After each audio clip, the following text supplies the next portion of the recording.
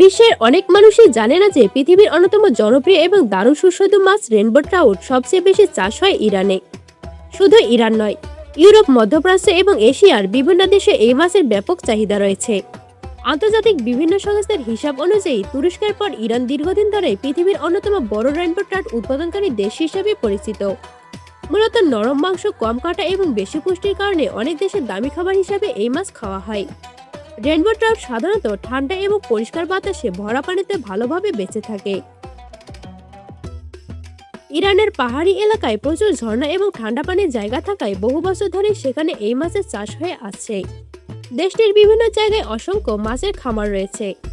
Trout মাছের পুরো চাষ শুরু হয় বাচ্চার খামার বা প্রজনন কেন্দ্র থেকে। এখানে ভালো জাতের পুরুষ ও স্ত্রী মাছ বেছে নেওয়া হয়। সাধারণত 2 থেকে 3 বছর বয়সী সুস্থ মাছ ডিম ফোটানোর জন্য ব্যবহার করা হয়। মা মাছ থেকে ডিম নেওয়া হয় এবং বাবা মাছ থেকে শুক্রাণু নিয়ে কৃত্রিম উপায়ে ডিম উৎপাদন করা হয়। এরপর হাজার হাজার ডিম বিশেষ পাত্রে রাখা হয়। সেখানে সঠিক তাপমাত্রা ও বাতাস ধরে রাখা হয়। প্রায় 4 থেকে 6 সপ্তাহের মধ্যে ডিম থেকে ছোট বাচ্চা বের হতে শুরু করে। প্রথম দিকে এই বাচ্চাগুলো খুবই ছোট থাকে এবং তাদের শরীরে একটি পুষ্টির থলি থাকে, যার সাহায্যে তারা কয়েকদিন পর্যন্ত বেঁচে থাকে।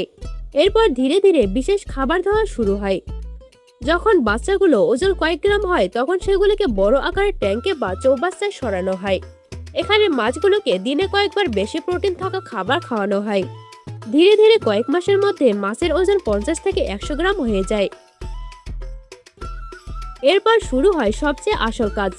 খাঁচায় চাষ পদ্ধতিতে এই পর্যায়ে মাছগুলোকে সাগরের পানিতে বানানো বড় বড় জলের খাঁচায় ছেড়ে দেওয়া হয়। সাধারণত প্রতিটি খাঁচা বেশ কয়েক মিটার গভীর এবং বিশাল জায়গা জুড়ে বানানো হয়। সেখানে মাছগুলো স্বাভাবিকভাবে সাঁতার কাটতে পারে এবং সাগরের ঢেউয়ের কারণে পর্যাপ্ত বাতাসও পেয়ে থাকে। তবে বেশিরভাগ ক্ষেত্রে ইরানের ট্রাউট মাছ পাহাড়ি এলাকায় বয়ে চলা ঠান্ডা পানির খামারগুলোতেই বড় করা হয়। এসব খামারে সারাক্ষণ ঝর্ণার পানি বইতে থাকে, যার ফলে পানির মান ভালো থাকে এবং মাছ দ্রুত বাড়ে। সাধারণত প্রতিদিন কয়েকবার মাছকে খাবার দেওয়া হয়। ট্রাউট মাছ খুব দ্রুত বড় হয়। সাধারণত 10 থেকে 18 সপ্তাহের মধ্যে একটি মাছের ওজন 300 থেকে 700 গ্রাম হয়ে যায়।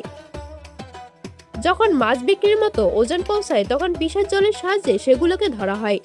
মাছ ধরার পরপরই সেই বরফ মেশানো ঠান্ডা পানিতে রাখা হয়, যাতে মাছের তাজা ভাব নষ্ট না হয়। এরপর দ্রুত ঠান্ডা গাড়ি করে মাছ কাটার কারখানায় নিয়ে যাওয়া হয়।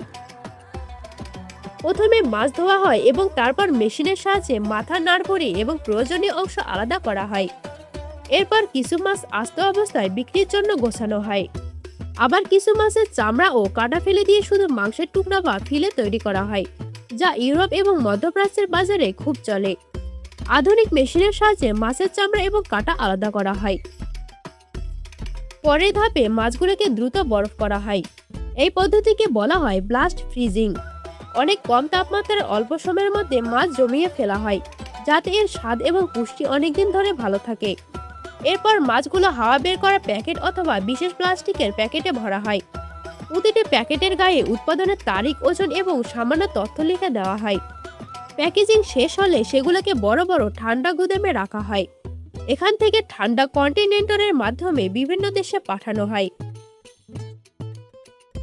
ইরানের ট্রাউট মাছ প্রধানত রাশিয়া, ইরাক, সংযুক্ত আরব আমিরাত, কাতার এবং আরও বিভিন্ন দেশের বাজারে গিয়ে পৌঁছায়। বাইরের বাজারে এই মাছের দাম ও চাহিদা কম বেশি হওয়ায় ইরানের জন্য এটি একটি লাভজনক ও বড় আয়ের পথ হিসেবে গণ্য হয়।